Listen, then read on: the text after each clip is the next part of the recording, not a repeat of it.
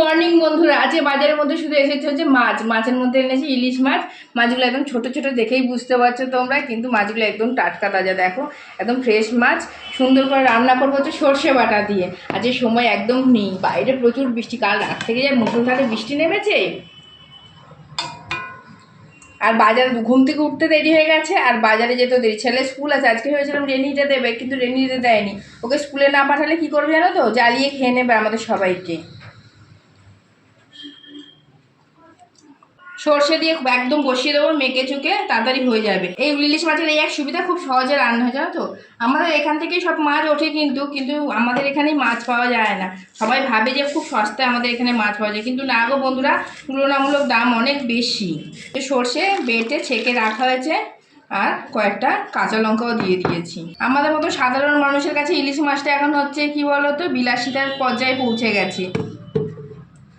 যেদিন ইলিশ মাছ হবে মনে হয় যেন কি না কি হয়েছে বাড়িতে একেবারে। এই যে এরকম করেই রান্না করবো, এক তরকারি দিয়ে খাবো তো, ঝোলটা বেশি কমাবো না, একটু ভাপা ভাপা মতন করবো, মাখা মাখা মতন। এই মাছগুলো বেশি বড় না, দেখেই বুঝতে পারছো একদম ছোটো ছোটো মাছ।